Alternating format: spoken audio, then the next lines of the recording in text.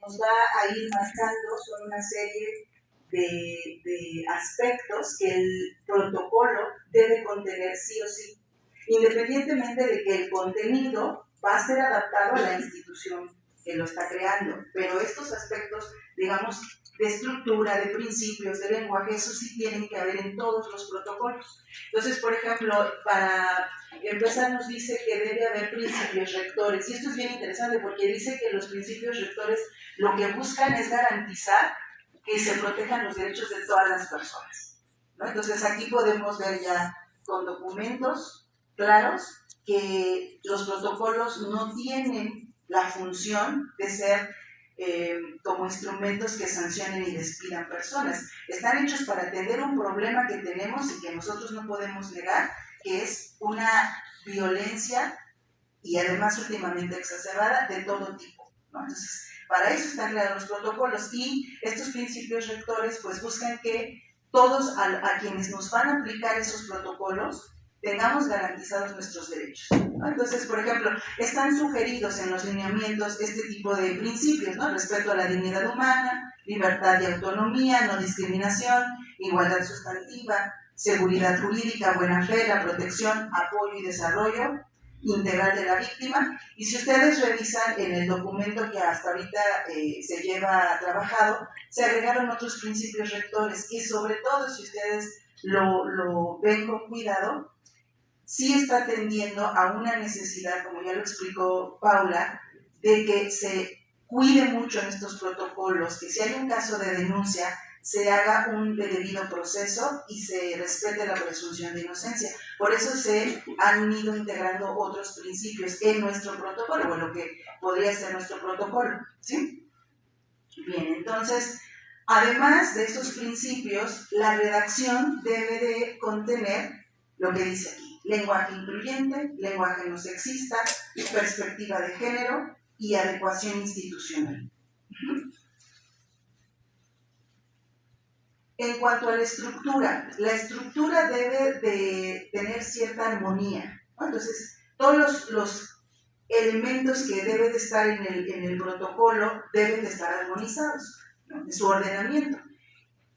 Aquí nada más están enumerados, pero los lineamientos nos especifican cómo deben de ser estos pasos o estas partes que integran el protocolo. Entonces, por ejemplo, dice que debe tener una denominación del protocolo.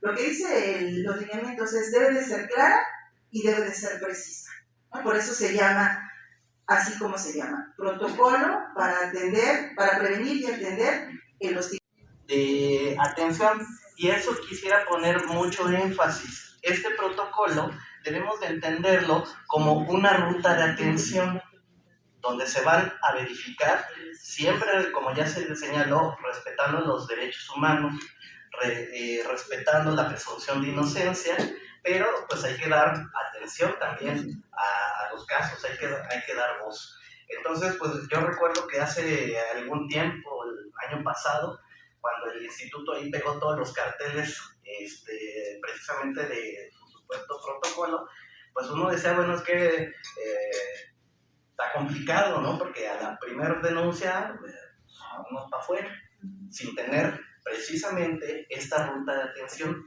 que sí nos está marcando el protocolo. También hay que tener claro que este protocolo, pues la idea es, y si ya lo revisaron, pues en realidad está dando elementos conceptuales para tener claridad en esta ruta de atención, ¿sí? Y también, si lo revisaron, ahí que ha sido una cuestión que se ha venido preguntando, que tiene que ver, o se suponía, ¿no? Por ahí varios decían que, pues bueno, ya estaban metiendo leyes y todo. No, si se dan cuenta, todo el marco jurídico es un marco jurídico vigente y existente, ¿no? Que ahí, pues, esas son la legislación, la atención. También hay que tener claro que independientemente del protocolo que vamos a seguir, siempre está la posibilidad de que las personas denunciantes sigan otro camino por fuera, ¿no? Entonces, el hecho de que exista este protocolo, pues no exime de que haya otros mecanismos que quiera seguir alguien que presenta una denuncia. Pero eso ya pues creo que no nos corresponde en este sentido, ¿no? Ya hablar de ello. Y reiterar que pues no se trata de un protocolo fijo, sino que es un mecanismo que debiera ser importante, es un instrumento que nosotros tendremos, y pues en la participación, ¿qué es lo que necesitamos? Aquí es precisamente, todavía esto no terminamos de desarrollarlo desde lo poco que falta, que tiene que ver precisamente con las convocatorias de las participaciones de quienes van a formar parte de este protocolo.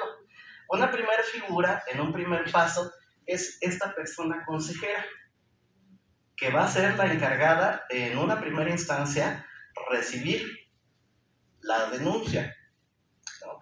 Va a hacer un reporte de información, va a realizar un análisis y, en su caso, va a turnar a la siguiente entidad, que es una comisión de plantel, ¿no? Entonces ahí también tendremos una participación, o debemos de tener una participación activa, porque bueno, no solo se trata de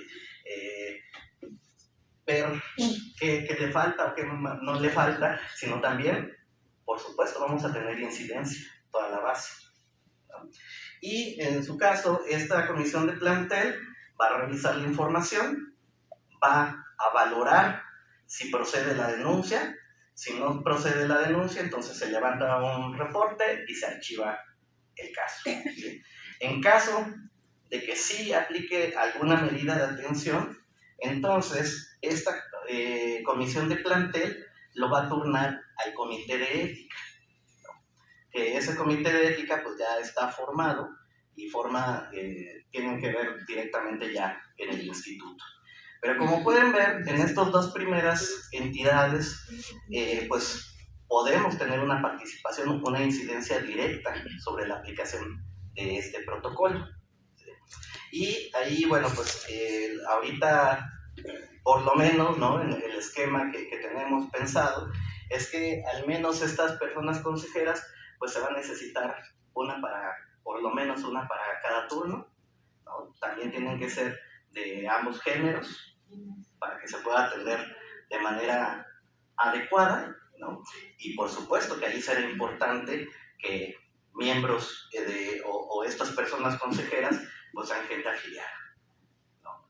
No en el sentido de que se va a permitir cualquier cosa, pero sí haya una atención, ¿no? O sea, desde el sindicato ya hay una participación, una revisión, que esta ruta de atención pues se lleve de manera adecuada. Bien, y bueno, también el tema de la comisión de plantel. Todas estas, quienes vayan y levanten la mano para participar, pues también van a entrar en un proceso de capacitación.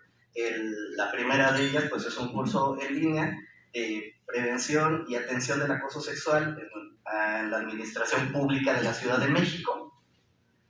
Y tiene que conocer perfectamente cómo funciona este protocolo, tiene que conocer los formatos y pues bueno, ahí se va a requerir toda esta participación como señalo. Pues a grandes rasgos es tareas que todavía quedan pendientes, y si ustedes revisaron el documento, precisamente ahí no aparece pues, ninguna sanción, no aparece ningún castigo, ¿no? Ya las decisiones que se tomen más adelante o tome alguna víctima, pues serán aparte, ¿no? O las medidas que se tomen, ¿no?, tendrán que ver con otros reglamentos, pero no con este protocolo, que reitero, es una ruta de atención. Pues hasta aquí lo dejaría y pues bueno. Cláusula 17 y 18 de nuestro contrato colectivo de trabajo, a la cual fue modificada, se tiene que crear un reglamento de investigación. El tema no sabemos si es administrativo porque tiene otro tinte, pero sí tenemos que generar un reglamento que tiene que ver con la presunción de inocencia y el debido proceso. Eso es lo que se va a revisar en ese documento. ¿Por qué no se integró en el protocolo? Porque en el protocolo lo que nos interesa es que sea preventivo, que sea reparador, pero además con protección a la persona. Por eso no lo integramos. Si ustedes observan los protocolos de la UNAM, que es un documento muy grande, muy extenso, ahí sí vienen sanciones y hasta de despidos. Nosotros como sindicato fue un acuerdo de asamblea de huelga, que no se podía meter este tipo de cosas porque el sindicato no puede firmar despidos. Eso fue un tema que se marcó y varios compañeros, si no me recuerdo aquí, me pueden decir, Jaime Ojeda subió y lo manifestó, que nosotros no lo podemos hacer así. Y tiene razón el compañero y nosotros nos sumamos a esa voz. Por eso nosotros no metimos este tema en el protocolo y fue sumamente cuidado. Este documento, como bien mencionó la compañera Paula, trae todo un proyecto que también quedó en una conjuración de huelga en el expediente 100-2025, que fue en febrero, que también se habló de que tenía una fecha de término. En esa fecha de término es la que nos están marcando porque se empezaron los trabajos desde abril de este año y se tenían que cumplir en noviembre de este año. Es decir, nosotros tenemos una fecha de término para presentar este proyecto que los compañeros de esta comisión hicieron los trabajos. ¿Por qué la importancia? Si ustedes desconocen, hay un caso que a mí me preocupa, que fue, por ejemplo, y que recientemente, la semana pasada en Magdalena Contreras. A una compañera la enviaron a la fiscalía por un tema de esto y tiene que ir a declarar al Reclusorio Norte. Es decir, la gente o se va al MP o se va a ir a la fiscalía. O buscamos un mecanismo en el cual podamos atender cada uno de estos casos. ¿Cómo se van a hacer las comisiones? Pues eso tiene que ver primero con la capacitación, después sí tiene que haber como una convocatoria. Esa es la segunda parte. O sea, todavía este documento es el documento eje, el documento rector. Después viene una segunda fase, cómo crear estas comisiones. Y ahí tendríamos que discutir de manera bilateral nuevamente con una propuesta cuándo se van a instalar, cómo se instalan, quién las instala, cómo va a ser el mecanismo de convocatoria. Ese es otro proceso. O sea, ahorita estamos haciendo este primer proceso porque recuerden que estos protocolos tienen que estar publicados en la Gaceta de la Ciudad de México. Ahora, no se ha publicado. Cuidemos la información. No se ha publicado. Se va a publicar. ¿Quién publica? No puede publicar el IEPS.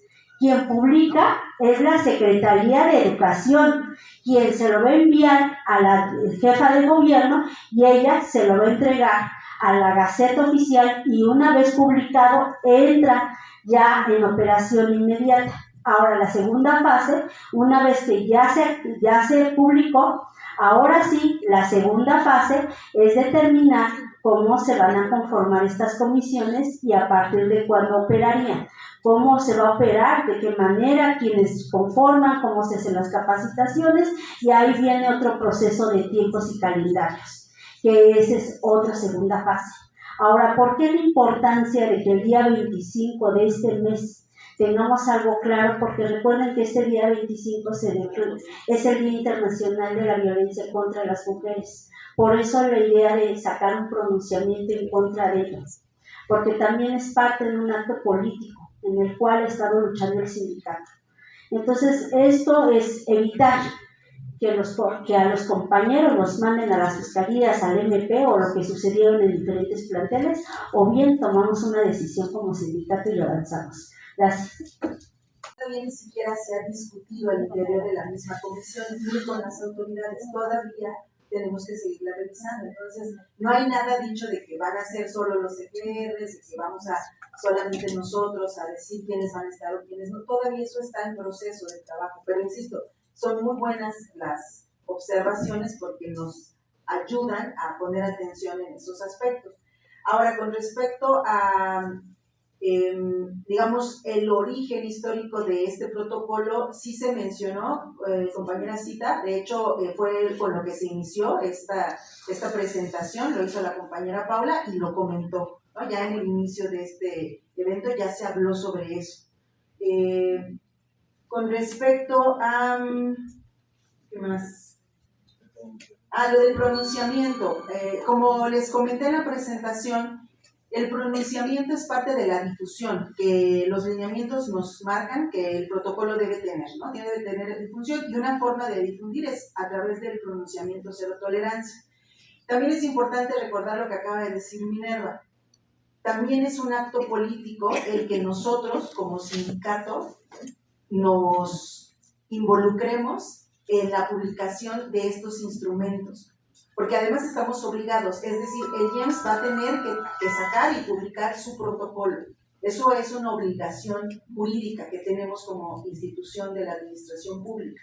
Entonces, va a llegar un momento en que sí o sí tengamos que publicarlo. Ahora, nosotros nos estamos involucrando para que formemos parte de la creación de esos instrumentos. Entonces, ahorita, como parte de la difusión, para poder, lo ideal es que salga, como decía Minerva, antes o 25 de noviembre, que se pueda publicar este 25 de noviembre, pues se tiene que hacer primero la publicación de este pronunciamiento. Esto ya se había informado en una reunión de CGR, que nosotros ya habíamos enviado a SECTEI para que se hiciera la publicación de este pronunciamiento, que ya salió está en la Gaceta Oficial, lo que no sé, sí, 7 de noviembre, es que yo había visto 30, pero 7 de noviembre se publicó en la Gaceta Oficial de la Ciudad de México este pronunciamiento.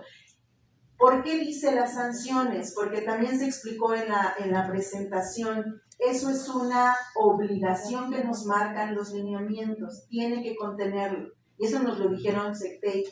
Si no lo tenía, no pasaba ese pronunciamiento, ¿no? Pero otra vez volvemos a decir, la sanción no es parte del protocolo, la sanción es parte de otro instrumento que se está trabajando. Entonces creo que también ya hemos informado ahorita de varias de estas cosas que están surgiendo, pero bueno, es el espacio, ¿no? Y no sé si, Mine, ¿querías comentar? Me parece que no sé si haya la necesidad de volver a recordar que este pronunciamiento fue demanda del sindicato, así como lo que fue las subcomisiones de seguridad y higiene, donde no se permitió que nadie que no fuera del sindicato formara parte de esas subcomisiones. Lo mismo es esta situación. Para que se formen estas comisiones tendrán que ser los mismos compañeros del sindicato de SUTIEMS, porque nosotros somos los que lo estamos impulsando. El riesgo de que entre personal de estructura, que entre personal que no tenga, nos va a llevar a conflictos internos y hasta despidos de compañeros, si lo que estamos tratando es evitar el despido. Entonces la pregunta es, o sea, si ya estamos avanzando en que no podemos meter gente que no sea del sindicato, y ahorita decir en este foro que ingrese personal que sea de otro sindicato, pues nos estamos metiendo el gol, compañeros, y eso no lo podemos hacer como sindicato. Eso no se puede hacer. Segundo, yo creo que hay claridad. Lo que estamos haciendo es buscar un mecanismo de protección y cuidado, protección a las personas violentadas, ver un mecanismo, capacitación. La capacitación es algo fundamental y sin capacitación no vamos a poder formar estos comités.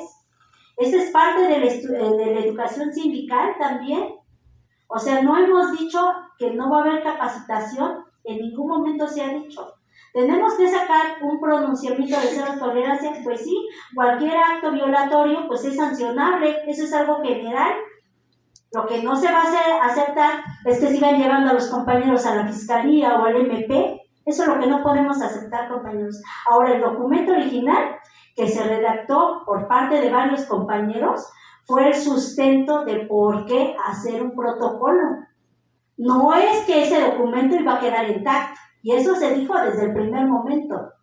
Cuando se hizo esa modificación y se hizo la discusión en febrero, cuando se aprobó, se dijo, se tiene que discutir de manera bilateral. ¿Y quién entró? Entró la Secretaría de las Mujeres, el sindicato, entró gobierno, entró el SECTEI y entramos nosotros.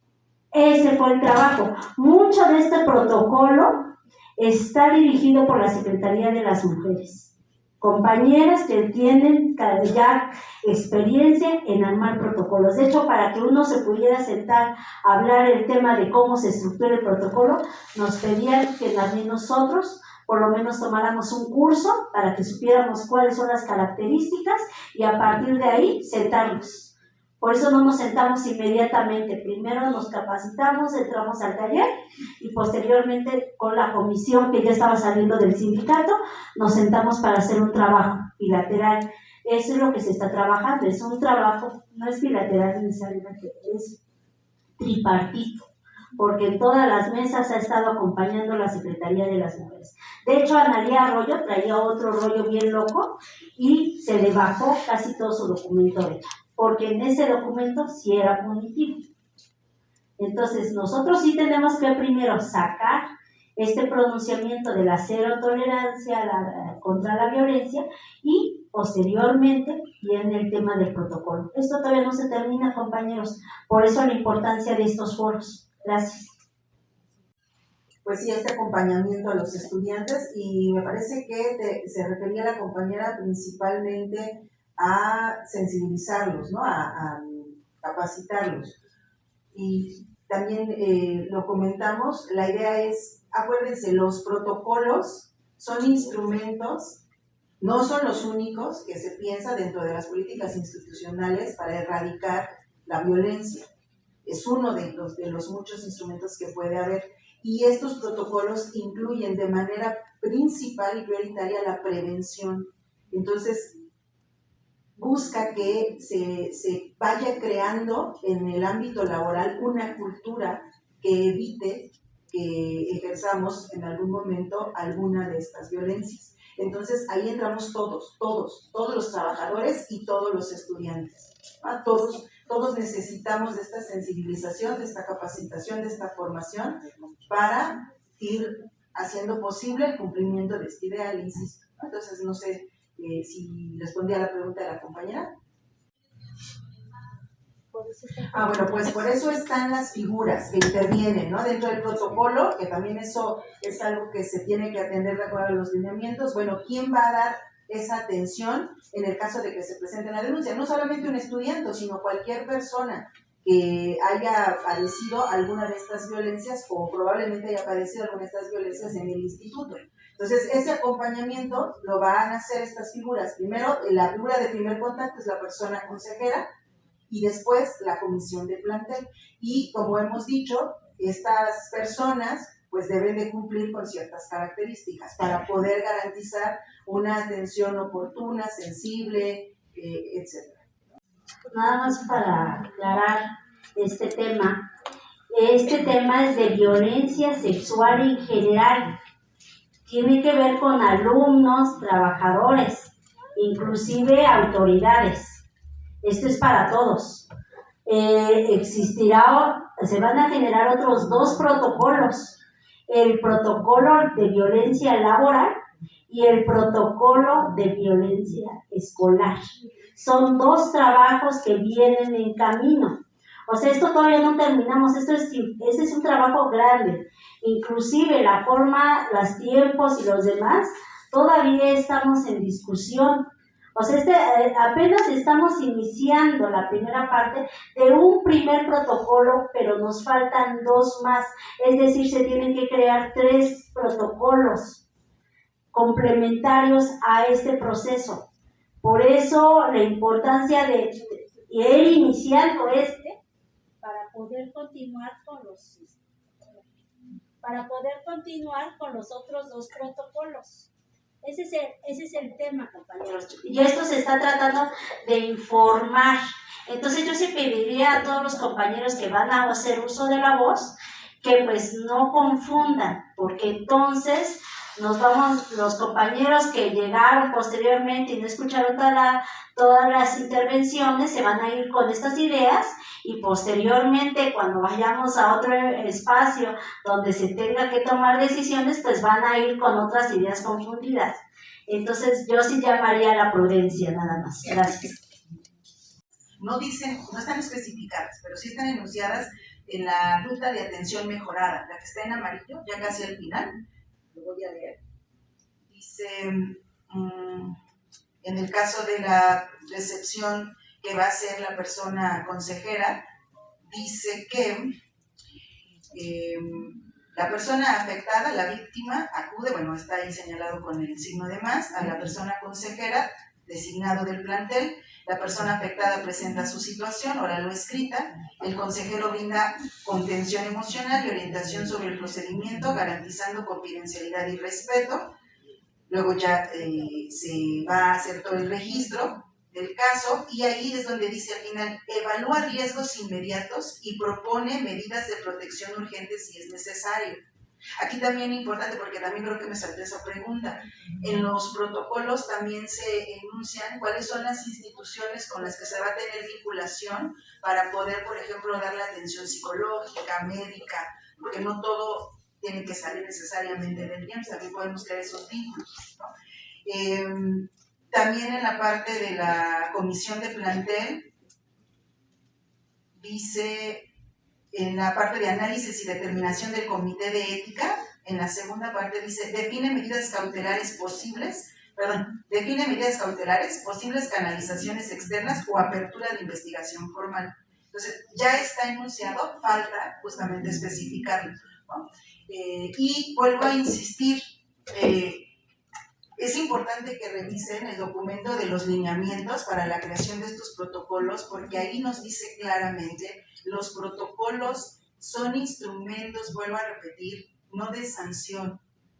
Tienen que comentar esta cuestión de las sanciones y contemplarla, porque seguramente habrá, y ojalá que esto en un futuro no siga sucediendo, habrá casos de denuncias que se pruebe que sí se cometieron estos actos. Y por supuesto que el protocolo tiene que comentar acerca de las sanciones, pero no es función del protocolo servir de instrumento para sancionar y castigar. El protocolo es un instrumento sobre todo de prevención y de atención. Y en este caso tampoco es correcto decir que es solamente para la cuestión laboral. Se va a aplicar en ámbitos laborales, que no es lo mismo, pero va a incluir a toda la comunidad que conforma parte de ese ámbito laboral. En el caso de las instituciones de educación, incluye a los estudiantes también. Y eso está en los lineamientos, por eso los invito a que lo revisen con calma, con detenimiento, para que se den cuenta que esto, insisto, no es producto del capricho de quienes hemos estado trabajando en la conformación de este documento. Estamos regidos por estos lineamientos.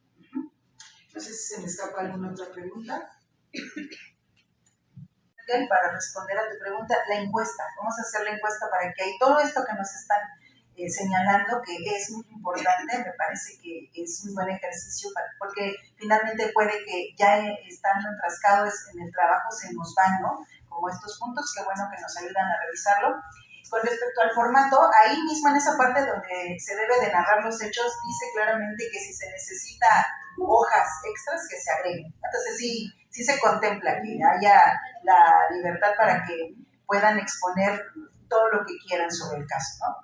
Sí. Y con respecto a lo que comentabas, Lucy, sobre si hemos contemplado esta cuestión de los códigos de ética, eso es parte de los lineamientos, nos marca que estén enunciados en el protocolo, ¿no? Que sí esté de alguna manera apegado a estos lineamientos, bueno, a estos códigos, en el sentido de, recordemos que los códigos de ética lo que están simplemente señalando son estos principios y valores que deben regir el actuar de todo servidor público, ¿no? Pero vuelvo a insistir, este protocolo no es un instrumento para sancionar. En el caso de la atención, cuando la comisión pueda determinar a través del análisis si procede la denuncia, lo que existe es simplemente que se va a turnar al comité de ética, pero no es la función del protocolo especificar ahora cómo se va a sancionar una vez que se pueda determinar que efectivamente la persona denunciada es responsable del acto que se le está incriminando. Entonces, no es la función del protocolo. Y por otro lado, con respecto a la equidad, sí, por supuesto que esto está contemplado, Ray, en que el protocolo también, en el caso de la atención, cuando se presenta la denuncia, se asegure desde el protocolo mismo que se sigue un debido proceso y que se respeta la presunción de inocencia. Por eso también en el lenguaje incluso está cuidado esta cuestión y lo estamos revisando, cómo poder referirnos a estas personas, presunto denunciado, persona denunciada, persona denunciante. No aseguramos de entrada, ¿no?, de víctima, por ejemplo, porque no sabemos todavía, ¿no? Hay que hacer todo un proceso de investigación para determinar si es o no. Entonces, sí se está contemplando en ese aspecto. Si quieren, porque estadísticamente sí se ha denunciado y se ha padecido más por mujeres, ¿no? Entonces, hasta ahorita, de hecho, los lineamientos así lo marcan y por eso los fundamentos normativos hablan de estas leyes que den acceso a las mujeres a una vida libre de violencia. Pero hay que revisar también esto que nos estás comentando, ¿no?, que es importante, es parte del contexto, ¿no? Sí. No, compañeros, pues muchas gracias. Muchas gracias por cada una de las aportaciones, el tiempo que ustedes se toman para venir a estas actividades sindicales, para discutir, para hablar, dialogar. Eso es lo que nos permite construir y llegar a una propuesta que nos ayude a todos nosotros. Esta es la importancia de este foro. Les damos las gracias a todos y cada uno de ustedes por haber asistido y ahorita ya salen las listas. Que tengan muy buen día. Gracias.